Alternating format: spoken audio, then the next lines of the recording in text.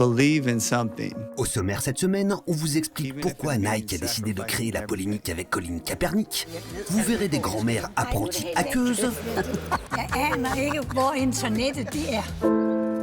Vous découvrirez la suite d'un spot culte pour Ikea.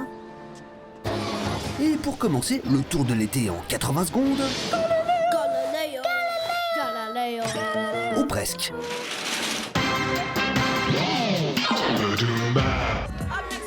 Cet été, on a vu Elton John débarquer dans une battle hip-hop et c'était bien gaulerie. Whoa, stop right there. What? Here, eat a Snickers. You always lose your edge when you're hungry. Better? Better. Yo, I said give me the track. On a aussi vu les animaux du livre de la jungle débarquer en ville et là, c'était beaucoup moins marrant.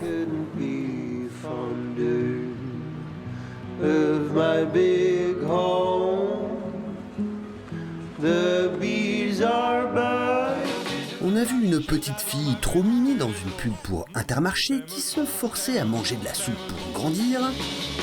Mais c'était pas très efficace. Dis-moi ce qu'il faut faire car je suis fou de toi. Mais moi je sais quand même. Is this the real life? Il y a aussi eu le meilleur spectacle de fin d'année de l'année, avec une reprise de Bohemian Rhapsody de Queen dans un univers digne de Michel Gondry.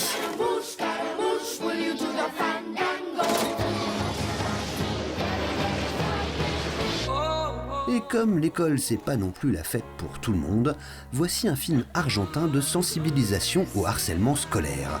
Quand on le regarde sur mobile, il suffit de retourner l'écran pour voir l'envers du décor. Glaçant.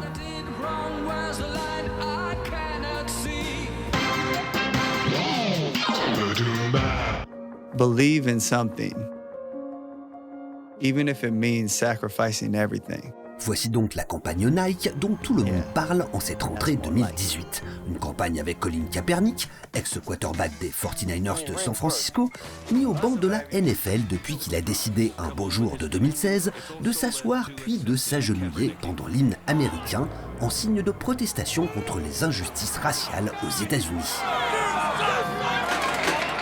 Icône pour les uns, repoussoir antipatriotique pour les autres, Kaepernick divise. Ce simple print, faisant référence au choix de carrière du footballeur et mis en ligne le 3 septembre, a d'ailleurs mis le feu aux poudres. Ou plutôt au basket. De nombreux Américains ont ainsi brûlé leur Nike en signe de protestation. Burn, motherfuckers! Alors, pourquoi choisir un porte-parole aussi peu fédérateur? D'abord, parce que la cible de Nike, ce ne sont pas les hommes blancs de plus de 50 ans qui votent Trump et ne savent pas faire la différence entre des Nike et des Adidas.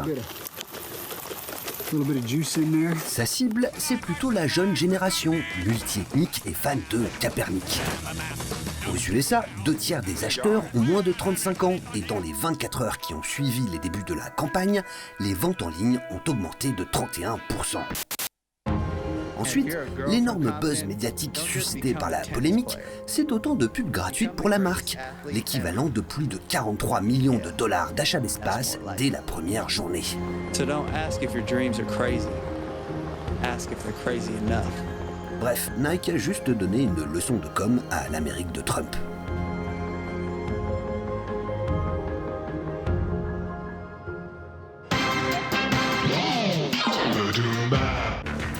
Afin de sensibiliser les jeunes Danois à la cybersécurité, le fournisseur d'accès à Internet Stoffa a recruté 6 grands-mères pas spécialement portées sur les nouvelles technologies.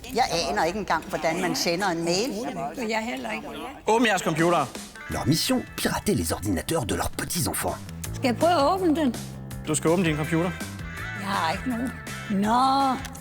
Âgées de 68 à 92 ans, elles ont suivi pendant 2 jours un cours intensif pour apprendre les rudiments du hacking. Malware, det er et ulovligt program, som findes rigtig mange steder på det, vi kalder det dybe internet. Det er nemlig det hemmelige sted, hvor alle de uartige ting ligger. Lige nøjagtigt. Det er stoffer og våben og... Okay.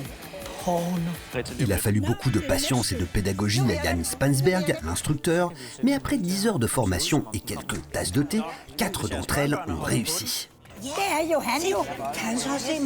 Nej, men det kan de komme til. Tryk på det program på skrivebordet, der hedder .exe. Hej Sofie, det er farmor. Ved du hvad, jeg har hacket dig, og det havde du slet ikke regnet med. Men det kunne du undgå, hvis du passede lidt bedre på. Hun skævede mig. Fort heureusement, elles n'ont pas pris le contrôle du webcam au moment où leur descendance surfait sur YouPorn. What the fuck? Voici certainement la lampe la plus célèbre de l'histoire de la pub. Ce spot, réalisé en 2002 par Spike Jonze, a gagné un nombre incalculable de prix dans les différents festivals publicitaires internationaux. Et pour cause, le talent du réalisateur permet de vraiment rentrer dans la peau de cette petite loupiote et donne envie de lui faire un gros câlin. Many of you feel bad for this lamb. That is because you're crazy. It has no feelings, and the new one is much better. Mais 16 ans plus tard, ce genre de discours ne passe plus trop. Jeter des objets qui fonctionnent pour en racheter de nouveaux, c'est pas très écolo. IKEA Canada a donc eu l'idée d'écrire une suite à ce spot mythique dans une ambiance un peu plus recyclage et développement durable. Mais la mise en image ne fut pas facile. Aucun réalisateur ne voulait se risquer à filmer la suite d'un des spots les mieux réalisés de l'histoire de la pub. C'est finalement un certain Mark Zibert qui s'y est collé. Ensuite, il a fallu recréer la lampe d'origine, un produit qui n'a jamais été commercialisé chez IKEA. Et enfin, il a fallu faire venir de Suède l'acteur Jonas Fornander pour qu'il reprenne son rôle. Et il faut bien l'avouer, le résultat est plutôt réussi. Many of you feel happy for this lamb. That's not crazy. Reusing things is much better.